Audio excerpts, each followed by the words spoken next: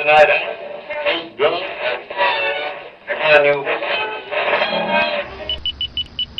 You're listening to the Doug Stanhope Podcast. Look at Gump's funny little alfalfa sprout coming off. Well, I'm going to get you a haircut tomorrow, but yeah, you definitely need it. We both need haircuts. I'm taking Gump on an excursion of sorts. Where are you going? Well, we're going to go do open mic in a city near us. Gump's done open mic once. Did you see it? No, he didn't want me to see it. And since I'm going to open mic now, I feel like when I go to open mics now, I feel like it's rehab. 2 in a row. You've only been to 2. You hosted Well, we don't them. know when this is coming out. I did talk about this on some podcast, but you're going away. Yeah. If the timeline is jumbled, people, go fuck yourself. Yeah. You don't even have to. You don't even have to Jesus, mention that's fucking fuck you, Bill Burr. You can't coin "go fuck yourself." It's terrible. But I'm going up there, and Gump's got nothing to do. And like I've said on stage, when you get to be a certain age, you only enjoy reliving things through other people's eyes. When you have a kid and he's 12, he's never seen Animal House. You wouldn't watch it alone, but you want to watch your kid watch it. So you relive it. So yeah, I'm fucking forcing that poor kid to come on the road with me. And I don't know if we're going to come back. We were just trying to explain to Gump what a ditch bag is. And a ditch bag, I had so much fun packing mine. Is it in your Toomey roller bag? You have a different bag for a ditch bag? No, it's a ditch bag, meaning I can leave it behind. It's 20 pounds. I think it's 21 pounds because I added some stuff to it. And I have Gump, you know what? Since I'm not going to allow you on this podcast ever again, go get my ditch bag in the pink room. It's a black bag in front of the, you'll see it. And I have a list of ingredients on the top of it. Grab it. What? You have like a well, because an you inventory don't know. list? Well, you pack this stuff when you're drunk. Yeah. But you think you have everything. But that way, if I ever have to ditch out, all right, fucking road trip. We're driving to New Orleans to find bingo again. If you remember those days. You don't have like a fire starter and a way to cut a limb. Oh my God, bingo. When she first moved here and she had that pickup truck and she was seriously mentally ill. So we got all the signs. She was buying like doomsday prepper shit. Oh yeah? She was her whole truck was full of fucking tents and flares and MREs. Just ridiculous amounts of stuff. Because she's batshit crazy. And she was kind of right. Because she didn't have a home. She had just got out of a mental institution. Her parents were, helpful, but that wasn't where she was going to live. Yeah. When she first came to the desert party, like she was doomsday prepped, had a tent. But that was just for a living, right? No, the black bag in front of the shelves. Sorry. That's still packed from Vegas. That's an old one. Gump, thank you. I'm sorry. I should have given you. It's a black bag. It's about 20 pounds. You'll find it. That's the Toomey bag. Yeah. That's my 1,000,000-miler bag, Chaille. Yeah. When I hit 1,000,000 miles on Delta, they gave me a Toomey bag. And right over, God damn it, they cleaned up.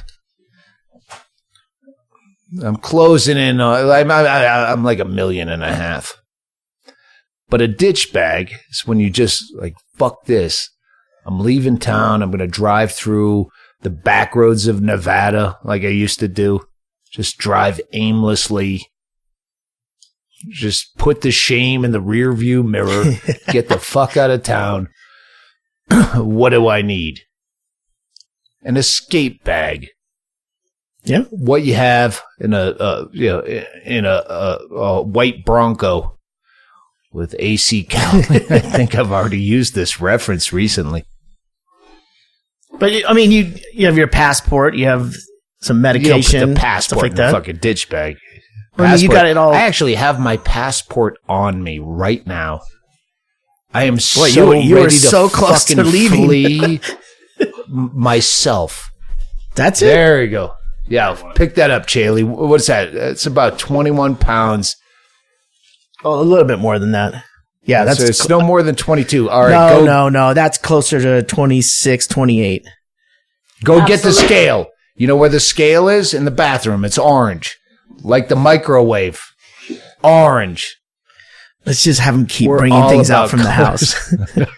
Get that kitchen table, not the chairs. Kid, he's so fucking lazy. Like he has every predilection to do stand-up comedy.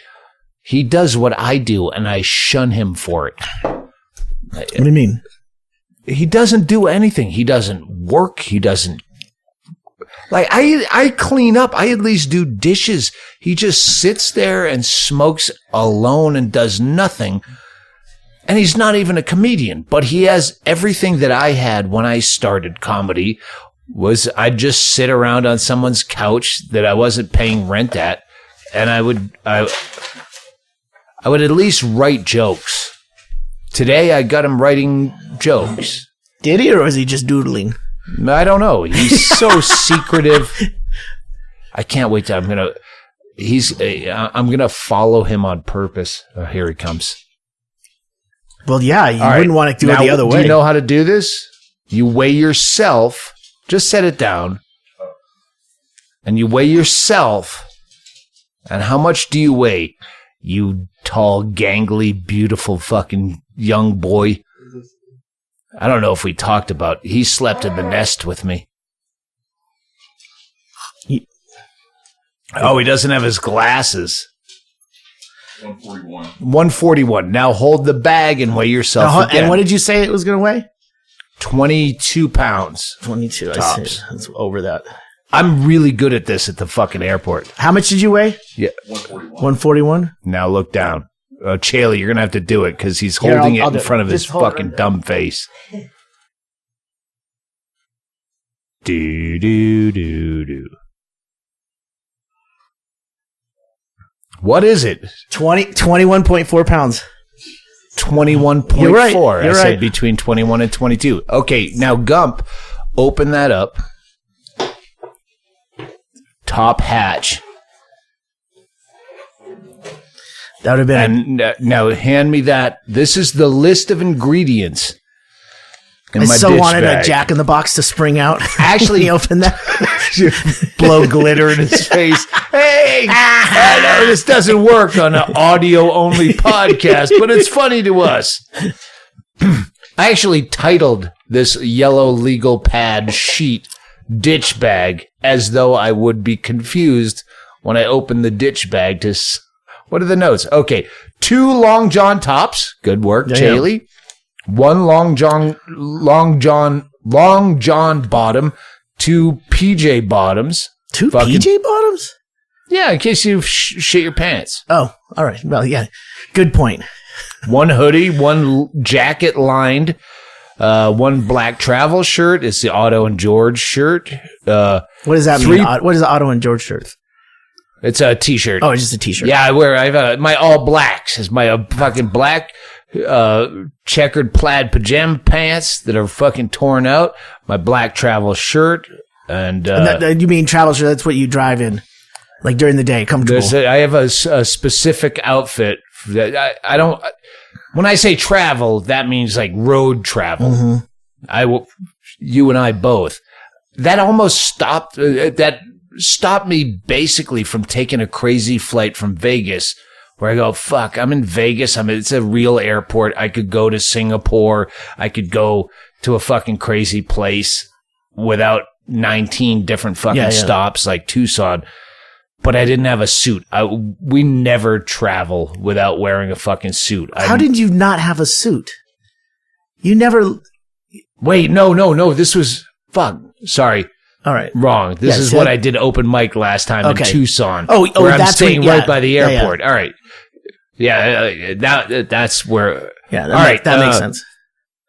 The black a million pair of burner socks. You go to fucking Ross Dress for Less or what's the other one? It's Marshalls or TJ Maxx. Yeah, I get fucking these shitty socks for fucking 10 pairs for $3, 30 cents a pair. You always have fresh fucking feet, even if you haven't washed them. They feel fresh. Well, you throw them away. Right? 2 burner underpants from Marshalls and or Ross Dress for Less, depending on what's clearance. A belt, hat, gloves, scarf. I have a little tiny book. I can't remember the author's name, but it's a little tiny, like, that size, like a smaller than a baseball card. It's called On Bullshit. And this guy talks about, I tried to read it once on a plane. It's terrible. But I have a little tiny book. Something to flip through. Yep. Oh, t-shirt, auto. There you go. Laptop and a charger. I have this, it's a notebook, I guess you call it. It's a notebook. So in case I had to get online and my phone doesn't work, or porn. Who can watch porn on a phone? It just doesn't seem right. Rain poncho, burner rain poncho, $1. It's just a fucking it's a dollar store. Like it's almost like a trash bag. Burner shorts. I get a Delta International Toomey kit that has the. You keep saying burner, but when you say burner, you throw away. Okay, so the shorts you would throw away if I had to. Okay, yeah. They're not your Sunday shorts for church. Well, if you had to ditch this bag, that's why they call it a ditch bag. I got mini reader glasses. That's not why they call it a ditch bag. Well, a ditch bag means you're ditching out of here. Grab the bag and fucking go. Ditched bag doesn't mean you're going to throw it away if you want to. This is, or unless it's your. No, all right. The point of the ditch bag is that if you have others. Like the mini readers, like they come in they're in a little tiny sleeve, and like if you had to read, I can use this. I wouldn't read a full book with this, but I can see on my boarding pass where I decided to fly to when I was hammered. Oh, where am I going? Yeah. All right. Then you put them away and take a Xanax, prescription glasses. I have several pairs. If my contacts go crazy, I have these giant wag the dog. Fucking, they're ridiculous. But if I lost them, I wouldn't care. I wouldn't wear them unless it was bubbles from a toothbrush, toothpaste, Q-tips, deodorant, pen, Sharpie, in case someone in a airport asked me for an autograph. Got the Sharpies, shavers. I got a spare set of shavers. This is stuff I don't use. Electric shaver. Yeah, stuff that can be packed up. Mm-hmm. That you don't Phone have to get charger, to it. earbuds, eye mask, and earplugs. Always essential. Hey, do you have any extra eye masks? Mm-hmm. Mine's falling apart. I need one before I leave. Gump. No, I'll go get it. You don't have to go. No, it's funny. We're on the air. Second top shelf pink bedroom closet. They're in like crinkly bags that would make Andy Andrist crazy. They're eye masks. Look for them. 8 Sominex, 4 Benadryl. You got to trade off on the sleepers. You're not supposed to do the Benadryl, I heard, for sleeping. I still do. But who? Of course they say that. Well, no, they're saying that it's not as good as probably taking. Well, the best thing to do is just to be able to fall asleep. But who can do that? All right, I can't do that. This is what I added. This is the last thing in the ditch bag because I had other flasks and whatnot. But then I have a vintage Delta bag from the 60s. So I got a toiletry bag. Oh, a DOP kit. But that's what I made my booze bag. And it fit 1 gin, 1 rum, 1 whiskey. This is not a song by George Thorogood. 1 gin, 1 rum, 1 whiskey, 1 vodka, 1 tequila, mini straws, and mixer means for me, we buy these. Do we have them? You require the smallest amount of mixer. Like when you do a whiskey Coke, it is really just, oh, thank you. Blue. I like that. When you do a whiskey Coke, it is just a splash at the most, a splash. You pack a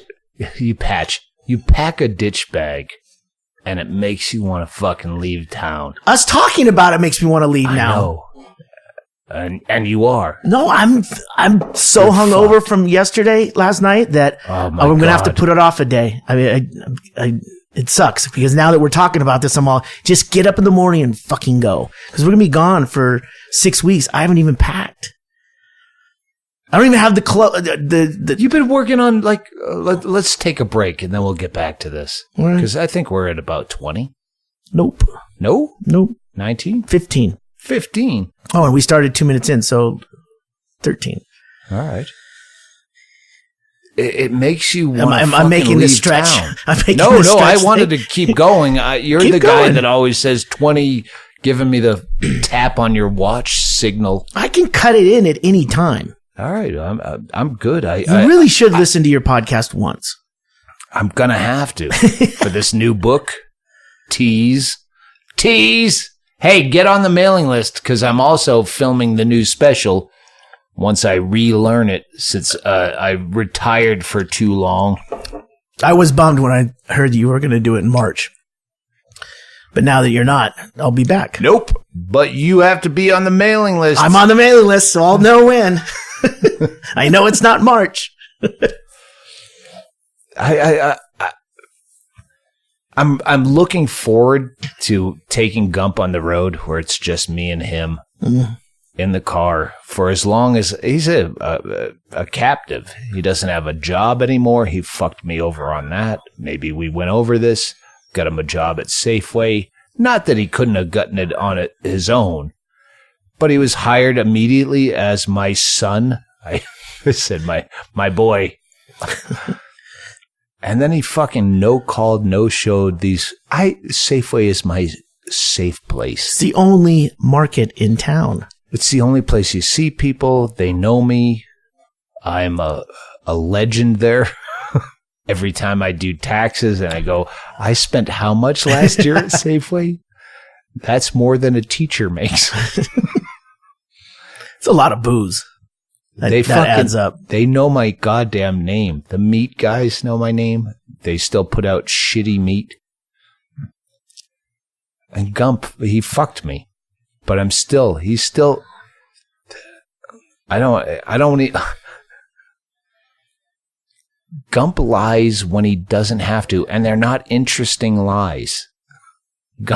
Gump tells you lies that you go, why would you lie? It's like saying if he was like, he's 22, and if he said he was 23, why would you lie? No. That's not an interest. If you're going to lie, go big. Come on, Gump. We can take a break now. Yeah, there's my phone. It's obviously important. Is that your ditch? Spammer. Is that your ditch phone? It's my ditch phone. I actually bought a ditch phone. I want to do that. All right, let's take a break. Sounds important. They hung up.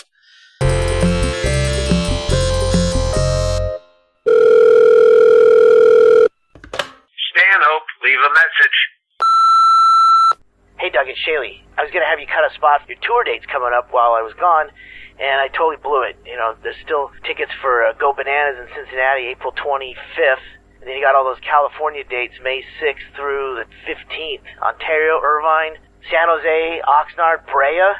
I see Hennigan posted Minneapolis, House of Comedy on the 20th. Still has tickets. Maybe we can do something over the phone. So you can promote going to DougStanhope.com to get on the mailing list so we can remind people this is the best way to get tickets. I'll try calling you back later. Bye. Take it easy. Bye.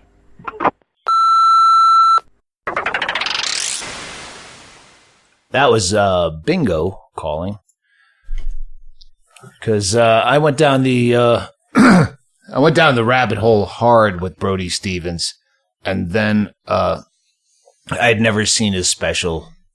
Enjoy it on Comedy Central. It's like a comedy special? Yeah, I think we talked about this on I was only a few episodes in, but it's so good. There's one. Wait, episodes? So it's not a comedy special. It's a it's on Comedy Central. Brody Stevens enjoyed. But it was one season of. It's a reality show, but it fucking like it's so gray area where no one understands Brody. And Bingo, who's dealt with all of this shit, she's broken up as much as anyone. And it's not like we were close friends. I don't know if anyone was a close friend with Brody. But, yeah, it's affecting her. Why? Because she's been through that. She's been locked up like that. In episode 2, you watch the first 2 episodes of Brody Stevens. Enjoy it. That's the name of the show. And his epic meltdown, which spread like a virus through the comedy community. Have you seen Brody on fucking Twitter? He was out of his fucking tit, and Bingo has been that person. And you're like I'm so thankful that even at her dim-witted lowest point, she doesn't seem like a suicide case. Like I don't see that in her. But she's watching this going, "Oh, there, but for the grace of God go I." She did some destructive stuff before. I remember when we were going through Montana when she was hitting her. Yeah, she would cut her forehead open. She was like it was like a robot that ran into a tree and then just kept running into the tree. She would smash her forehead. It was always her forehead, and she said because she can't stand the sight of blood, but she knew if she cut her forehead with scissors or a knife or smash it into a tree bark in Montana. Yeah. I remember that you were at your fucking rope's end. Oh my God. Like, I don't know if I can fucking deal with this. Was that day harder than any day when you tour managed Hedberg? It's different. That was we weren't even doing a show that night. We were just in town, and that's when Ichabod ate through the seat belt. So there was like one thin, it was like a cheese slicer, like on your shoulder. It's like if you got in an axe, I mean, a seat belt is flat, so it disperses that energy into one thin, it would just slice you in half. And I'm like, we're just starting the trip. That was the first few days on the road. I think it was the last few days. No, because I remember telling Tracy, we got to drive with this fucking cheese slicer on my shoulder for the entire trip. We booked a show. That was MySpace days. Yeah. And we booked a show because we had a night off, and we can never find anything. Hey, Wyoming, shout out to you. Wyoming, we can never find a show. I was just going through 2016 for research purposes, and Hennigan could not find one show going through Wyoming to get to Montana. It's like our favorite trip to do. There's no money there. We love doing it. Yeah. But fucking Wyoming, so that year with Ichabod, this is a fucking million years ago, he was a puppy that chewed on shit. And he chewed through a seatbelt. Because we left him in the car. We left him in the car, and we didn't have a crate or anything for him. Or we had a crate, but Bingo did not want him in the crate. And Bingo forgets a lot of things, like a dog is in a hot car. Anyway, we booked a show on MySpace. This guy's like, remember the shooter, Tommy Gunn? We booked where the kid got murdered. What's that town? The gay kid that got murdered. Yeah, Matthew Shepard. Yeah. Yeah. Tied to a Wyoming fence post, and fucking, they made a play out of it. Like it was a huge thing. It's Rawlins. Is it Rawlins, Wyoming? No, it begins with a L. Laramie. We played Laramie Project. That's the name of the fucking play or the documentary or whatever. So this guy, he's like, hey, you should play Laramie. I can't remember the dude's name. It was something like Daniel something. It was something simple. Oh, because we made the T-shirts. Yeah, we made so like you get as a comic, you get a million fucking emails. Hey, you should play fucking Bloomington. You should play Springfield. So since we're up there anyway, we go, hey, why don't we booked a gig at some random bar, and we told them, okay, since you asked, we're going to do this. It's like a week out. Yeah. I mean, it certainly wasn't anything where we really were worried about selling tickets or we're going through what anyway. The venue was like. I mean, it was an old. But we told him, okay, this show is just because you asked. Like one random email. What was that guy's name? I want to say Daniel Johnston, but that's the devil in Daniel Johnston. But we made up T-shirts. We had the dog wearing a T-shirt. It's the Daniel whatever fucking show. And it was the same bar that Matthew Shepard had been abducted from. He was and in that everyone bar at that the night, bar was saying, that wasn't a fag bashing thing. That was a drug deal gone wrong. Everyone knows it here in town. But they made it into a gay bashing thing, but it was a drug deal. That's what everyone there was saying. Yeah, the people that were there that watched it happen.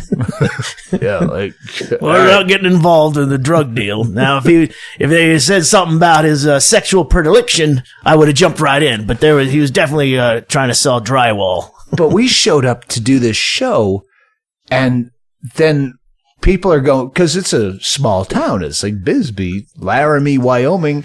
Everyone knows this guy that we are like just making a mockery of, okay, you sent me one email on MySpace. So now we're doing a show because of it. And we made up T-shirts with his name on it and made it all about, this is a fucking funny prank. We got to do more of that shit. But the point is, they're like, oh yeah, that guy just got out of jail. He his ex-girlfriend or something, he fucking shot up her fucking apartment with a fucking machine gun. It was some weird story.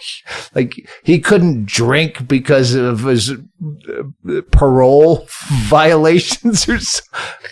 It was like... Yeah, there was something like a house arrest or something. We stepped in a pile of shit right there. I was calling him Machine Gun Tommy or fucking... So it was... Oh, and then people get thrown out. Oh, yeah, there was a guy was... I think he was mad at you, and then we had to physically get him out of there, but then all they do is wait for you out front. I mean, it's not like there's security or anything. Just a bigger guy went and told him to get the fuck out. And then it was like, well, that just means when we walk out, he's going to be standing there. Yeah, they're just waiting there. Oh, my God. I'm trying to find the name of that bar. That's why I enjoy the idea of just going to do open mics with Gump. Like, yeah, maybe we'll stumble into some shit. I think it was. But I'm too old for shit like that now. Was it the Cowboy Bar? Do you remember? I have no idea. I remember the layout of the place. Yeah. I remember my escape hatch. Very much like Medford, Oregon. One of the worst shows we've done, God. Where I leapt over a merch table to get out. Starsky and Hutch style, where you slid across it and then ran out. And then the whole idea, remember, was you get the fuck out. And then I said it from stage. I get said, paid. Hey, start the car. I'm getting the fuck out of here. We're not selling merch. But you started the car in the back where we came in, and I went out the front. Oh, no.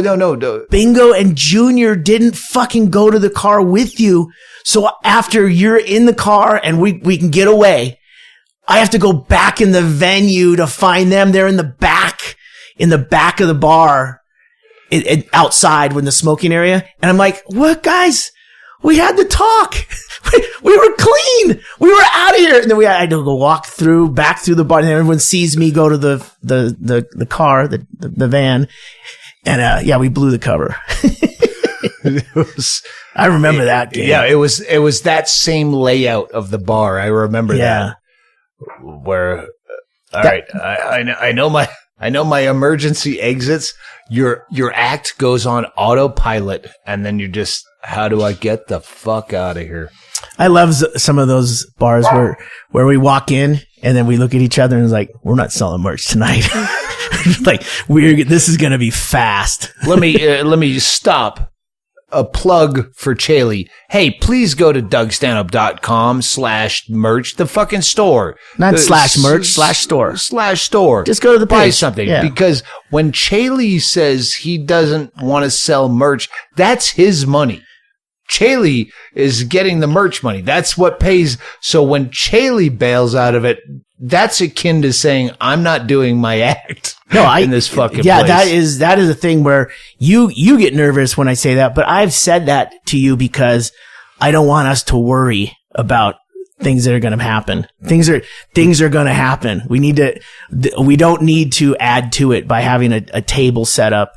And that, some gigs are like that. I mean, remember how many gigs we were on one tour and it was like, Jesus, these guys don't have a PA either. It's like you go through the karaoke machine. The one from Sharper Image? We're not doing this. Do you, listener, sitting there in traffic? Traffic on his forklift? Traffic on his forklift? How many times have I talked about selling out the fucking Hammersmith 3,000 people fucking... That's a UK gig, right? Yeah. Yeah. Toronto, wherever. No, these are the gigs you remember. Oh, yeah. Doing research for this next book. Like one of the highlights is fucking that guy at the, you remember the name of that place in Idaho Falls? Pinecrest Pepper Inn Tree? And the Pepper Tree Lounge. And it was just fucking utter destruction. I found pictures, like the entire place. And then after the show, which was a beautiful chaos show, there was a guy in the audience afterwards. We're at the bar. It's like one of those gigs. You can get off stage and go right to the bar. Like that. And there's 40 people there. That was like a nightclub bar, like back in the old days. In the 80s. Yeah, I played there in the 90s. When it was like the hot place to go. Do you remember when we walked in there? That was one of the things where you shook your head and go, handle it, Chaille. They had fucking big round tables, dead nut center, like it's a wedding.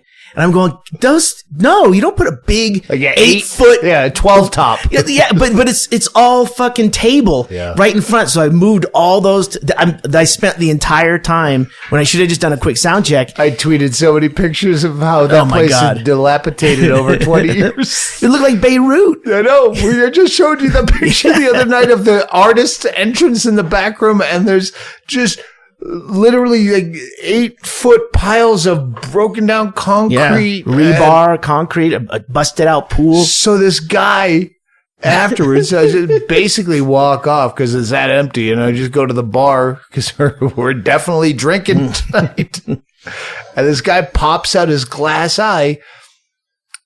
Like he was going to be shocking, so I redoubled by taking his glass eye. I would purify it.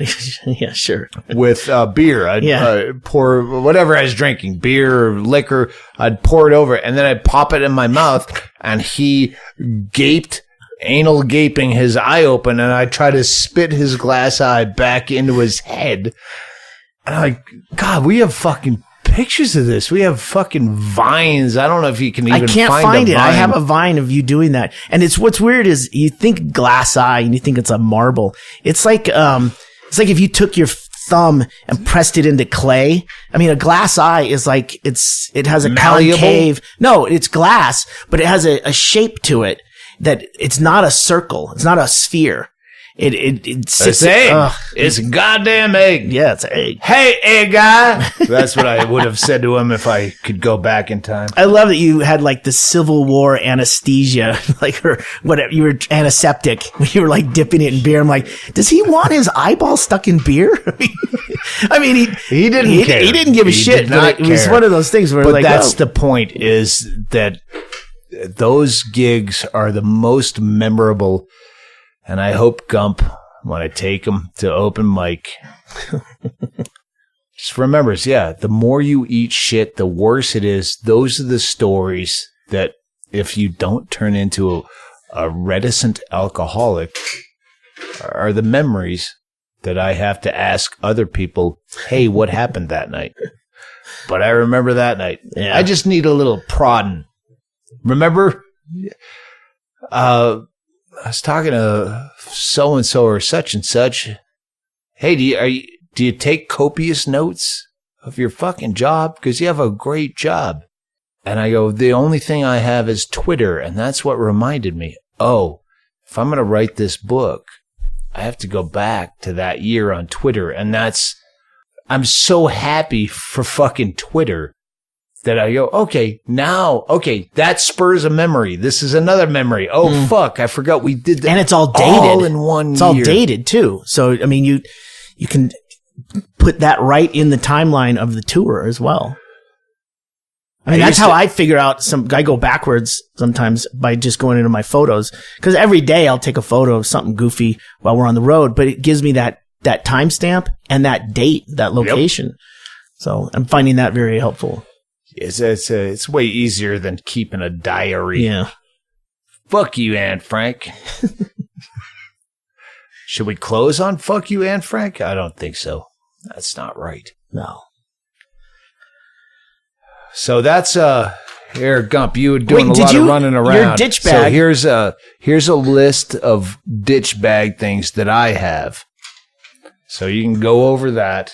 Did you have a suit? I don't know if we're coming back. Doug, what? Did you have a suit written down on that ditch bag? No, I do have ditch suits that I keep separate, but you don't put them in a bag. So I have when you go to do open full mic suit with socks and everything that I did not have when I was in Tucson, where I had this perfect flight to Singapore, except there was a 19-hour layover in fucking Seattle. And that's the first flight. Without a suit, too. Yeah, no, yeah. I always travel with suits and vintage Delta pins. Delta fucking owes us, they really owe us for how much I plugged them. People tweet me, oh, Delta, I'm on Delta, and I tell them where to go to the fucking smoking lounge in Atlanta, and I know the gates, and not to disparage any sponsors that currently sponsor us, but fucking Delta. Oh, shit. We have to do those other things. We're going to do that at the end of this. Finish your thought. You said fucking Delta, but I don't know which way you're going on this. They did send me that now I have a special 1,000,000-miler tag. Luggage tag? I love flying around the goddamn world and never leaving. I really, when I go up to the airport and I stay there at the hotel just to do an airport hotel? Yeah, because I know the people there. My regular bar is 2 hours away, and I love it. But just being near an airport and knowing I'm not flying, if I'm just staying up there, I fucking just want to get on a plane, and I don't care where I go. It's a fetish. It's a fucking weird fetish. I don't jerk off in the bathroom fetish, but it's a fucking weird, just, I enjoy flying so much. And but you're asleep. You get drunk. You have whatever meal comes by or snacks, and then you're out cold with an eye mask on watching the TV. I know. I love it. I don't know. Do you have a weird thing that you love to do? You love to fucking work around here. You are so hungover today. Oh my God. That you sat down in that chair over by the stage and you just, I can't move. And I had to encourage you to stay in the chair. We got so shit-faced. But see, that's the thing is I don't have a ditch bag packed. I'm leaving for a period of time here, as I do every March to help my brother out at Ghost Ride, and I'm not packed. I don't have a ditch bag. I don't have any work clothes packed. Well, you're going for 6 weeks. A ditch bag is for like, all right, this will get me to where I'm in a country that doesn't have extradition. Yeah. So, and then being as hungover as I was today, I don't know if any of you listeners have that fear where I must have done something wrong, where eventually the feds are going to be looking for me. But I've had that, like, I think my whole life, that my most common dream is being either arrested, going to jail for something that I don't remember doing. And it's like you're on the lam. Yeah, it's either DUI, on the lam. Oh, I'm going to jail. Should I kill myself? Like, that's my most common theme. Really? Yeah. Mine is not able to, like, getting into an altercation, but unable to punch. Fight. Oh, well, yeah, I think that's everyone. But I don't know what it means, and it's been for years. Stuck in mud. Like, you're trying to punch, but then, like, nothing lands. Nothing even, it doesn't even. You're punching through mud. Yeah. It's just like, I can't move. I can't run. You have that? Yeah, fuck yeah. Oh, wow. Oh, that's, Gump, do you have that? With walking, yeah. Like I'll be walking down the sidewalk and just my legs get heavier and heavier until I'm just laying there. But I think that's physical, because you're probably doing that in your sleep under blankets, and you're trying to run where you can't. No. You're trying. Have you ever punched a chick in your sleep? Only because she wouldn't listen. Hey, no. I think I did. I think I hit Tracy recently when I was asleep in a fight dream. Like, not. I don't think I was in a fight dream. I don't know what happened, but I did wake up and she said, "You just hit me." I prove it. At least 3 times I've punched whatever mate I was with. Or tried to, or came close. I was punching their pillow because I was fighting someone. Yeah, I think that's what it was with me too, because she has a pillow barrier. She has to have a bunch of pillows around her. And I think I was doing a thing where I was trying to like move it. So my arm went over, but I was asleep. Yeah, it's fucking weird. Yeah. That when the Roseanne thing, then fuck you, Sarah, not Seroquel. Who's she? Ambien. When Roseanne said, "Oh, I took an Ambien that night. I don't even remember this," and Ambien came out with, "Well, our product has never made someone racist." Yeah, smart fuck Ambien, but you know that your product makes people do really fucked up shit. I have a litany of stories about people on Ambien and having a cocktail or 2. You're not supposed to, right? No. Yeah. I've never taken Ambien nor Seroquel. But I've had just a microcosm of what other people have gone, oh, fuck.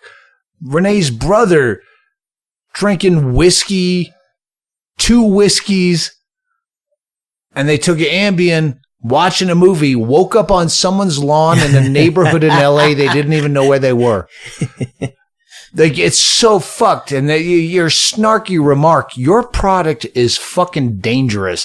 When I don't take a prescription drug, like I was prescribed Ambien, I'm like, nah, no more. You can cancel that fucking shit. It's fucking dangerous.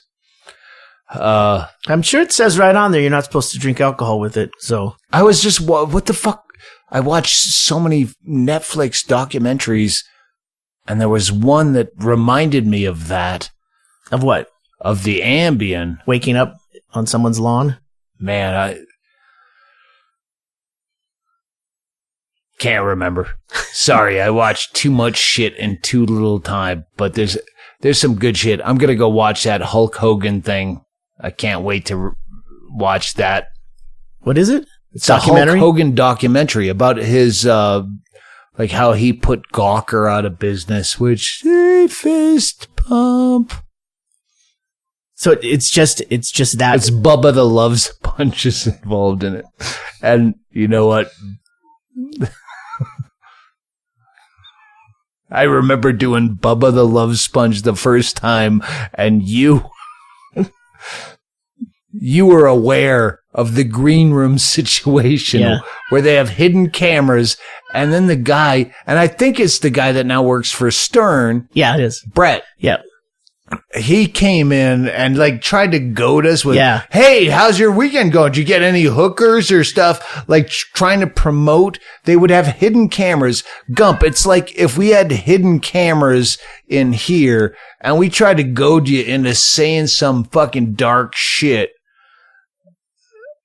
but like so poorly. It was like, pretty it was ham-fisted. So obvious. Yeah. And weren't we gonna say, because we saw the cameras, and I'm like, hey, right there, and you're like, we should just start making shit up. And then he came in and it was like, but he went really right into the fucking mode of, oh, so your girlfriend's crazy. You must have crazy sex. I'm like, really? Is that how fucking low we're going?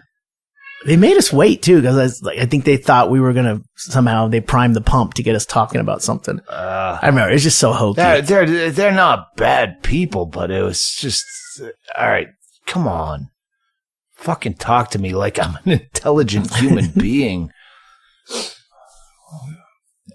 But that's what people who listen to terrestrial radio want. Is he on terrestrial again? I just heard him on Stern. You heard Brett. And he called in because there was a beef. I because I'm not on the road for the last 8 months, I don't drive, so I don't listen to that much Stern, but he was on there. And who was on there? Well, Brett and Bubba had some kind of beef. And then they got Bubba on the phone, and he's living it. That's how I got to watch this fucking. Yeah. Because the lawsuit has broken Bubba, like, between some, I don't know. I can't, you just watch it. You'll fucking know when I know. Yeah, he was tied up in all that shit. It was whatever that was. All right, let's get the fuck out of here. Gump, do you have any... Get the ditch bags! Gump! Ditch bags! Gump, do you want to try to talk on a microphone to close this out? Oh, well, you get a fucking fat cat. Oh, I have a picture this morning of that cat and Henry Phillips, my dog, ass to ass on the bed with me. And the cat is almost as big as Henry Phillips. That's how big that cat is. Ichabod has been coughing up like he has a burr in his throat, and I go, fuck, it's only a matter of time. Just like I think with myself, it's only a matter of time before I'm fucking dead of some kind of cancer. It's only a matter of time before I have to put fucking Ichabod down, and it's depressing.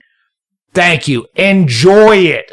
I watched that. You know when I wanted to kill myself, Brody Stevens, is I think it's episode 11, where you're fucking, all of your adult relatives had fucking quadruple bypasses, and they're counting up all the bypasses of your fucking dad and your uncles, and they like 17 fucking I don't want to live to a place where they're going to have to break open my chest bone and sew together parts of my fucking anatomy because I'm a long-term smoker and drinker. I don't want to. So that was the first time I understood why you killed yourself. I could have told you, Vincent, this world was never meant for one as beautiful as you. I get it. I'm on it. Enjoy it. That's a podcast. Hey, do yourself a favor. We can't put it on the podcast for copyright issues, but look up Vincent by Don McClean and play that and think of Brody Stevens. The beginning is all about Vincent van Gogh and colors and hues, but when it gets to that starry, starry night when no hope was left in sight, let us never be there. And if we ever get there, we'll understand.